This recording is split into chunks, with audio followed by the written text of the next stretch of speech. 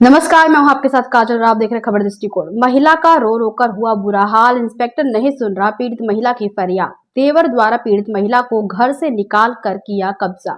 महिला ने मुख्यमंत्री पोर्टल पर लगाई मदद की गुहार, इंस्पेक्टर के बिगड़े बोल। महिला ने कहा कि यदि उनकी मदद नहीं की गई तो वो आग लगा खुद को मार देंगी। तो इंस्पेक्टर ने कहा जो चाहे करो। पीड़ित महिला ने बताया कि इंस्पेक्टर ने हमारी नहीं सुनी फरियाद।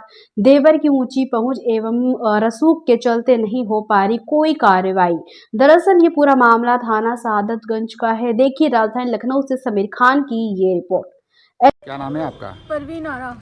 क्या कुछ मामला है पूरा? मैं 25 साल मेरी शादी को हो गए हैं। मेरे हस्बैंड दुबई में रहते हैं। उनके 8 भाई बहन हैं, 6 बहनें हैं और 2 भाई हैं, जिनका भी बंटवारा हुआ था कुछ दिन पहले। और वो बंटवारे में बहनों को सारा हक दे दिया गया था और मेरा हक मुझे दे दिया गया था। मेरे शौहर ने मेरा पावर ऑफ अटॉर्नी करके वो दुबई चले गए थे।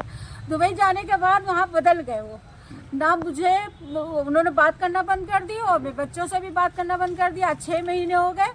तो जब उन्होंने कोई बात नहीं की तो वो जगह को मैंने सोचा कि मैं बेच के अपना मतलब जो मेरे पास कर्जा वर्जा हो गया था, मैंने अपनी बड़ी बेटी की शादी की थी, कर्जा लिया था, उसके लिए मुझे वो घर बेचना पड़ा। तो मेरे शौहर वहाँ से कह रहे कि तुमने सब गलत किया है, मैं तुमको धमकियाँ देने लगे।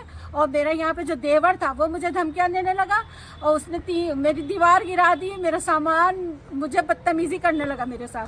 कहाँ की दीवार गिराई है? ये सादतगंज जो मेरा घर था, कहाँ पे है आपका घर? सादतगंज चिक मंडी में, छाता नूर बेग में। तो मेरी दीवार गिरा दी। जब मेरी दीवार गिराई, मुझसे बदतमीजी की। तो मैं जो थी तो मैंने शौहर से शिकायत की तो शौहर कहने लगा कि नहीं, सुनी नहीं मेरी बात। तो मैं जो थी किसी तरीके कर्जा लेके मैं दुबई गई और मैंने सोचा कि मैं दुबई जाके बात करूं। मैंने मुख्यमंत्री की शिकायत भी की और ये एप्लीकेशन मैं 13 जनवरी को सब जगह में दे के गई थी, सारे थानों पर। ये इस पे ये सब ये मोहर लगी हुई है। तो क्या कुछ सुनवाई हुई है? इस पे सुनवाई हो रही थी, लेकिन मैं दुबई में थी। दुबई में मेरे शौहर ने 3 तलाक का नोटिस मुझे दे के कहने लगे तुमको हमने 3 तलाक दे दी है, मेरा तुम्हारा कोई ताल्लुक नहीं है, तुम वापस। अच्छा, शादी को कितना टाइम हो गया? 25 साल हो गए। मेरी 3 बेटियां हैं। एक बेटी की शादी मैं कर चुकी हूँ, 2 बेटियां मेरी पढ़ रही थी। किसी तरह से कर्जा लेके मैंने शादी की अपनी लड़की की, बड़ी वाली की, और 2 बेटियों को मैंने पढ़ा रही हूँ। एक बेटी मेरी 10th कर रही है, एक 12th कर रही है। जैसे कि आपने बताया कि मुख्यमंत्री पोर्टल पे आपने शिकायत करी, उसके बाद अधिकारी से करी, तो उसके बाद क्या आश्वासन मिला?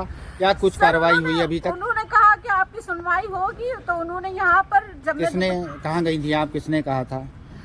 वहाँ पे मुख्यमंत्री किया, जब मैंने वो किया था बंटवारे के टाइम, इन लोगों ने, मेरी नंदों ने दीवारें वारी गिराई थी तो सुनवाई हुई थी। उसी बिना पे इन लोगों ने मुझे वहाँ पे रख दिया था। अच्छा, ठीक है। हाँ, रहने लगी थी। उसके बाद ये देवर परेशान करने लगा तो मैं दुबई शौहर से शिकायत करी तो नहीं माने। तो हम उनसे मिलने गए, या तो आप साथ में आके रहिए और या तो इन लोगों को मना करिए। थाने पे आई है, क्या कुछ? हम कैसर फिर जब वहाँ से वापस आए, 3 तलाक का इन्होंने नोटिस दिया तो हम कैसर वक्त थाने पे गए। जब कैसर वक्त थाने पे गए तो सर ने यहाँ पे फोन किया, सादतगंज थाने पे SHO साहब को। सर का नाम जानती जिन्होंने फोन किया थाने पे? जो वहाँ के SHO हैं कैसर वक्त थाने के। अच्छा। उन्होंने यहाँ के SHO साहब को फ़ोन किया तो उन्होंने कहा ठीक है, हम आए तो कल लेकर आए थे एप्लीकेशन। तो उन्होंने मेरी एप्लीकेशन ले ली थी, कहा था ठीक है आपकी कार्रवाई होगी। आज कहाँ आई हैं आप? आज उन्होंने, फिर उनकी मीटिंग थी वो चले गए। आज मैं आई हूँ तो कुछ कोई बात नहीं। आप कहाँ आई हैं?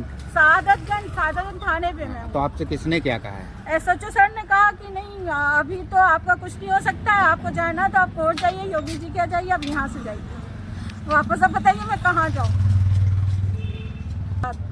ऐसे ही खबरों में बने रहने के लिए देखते रहिए खबर दृष्टिकोण चैनल को लाइक एंड सब्सक्राइब करना ना भूलें।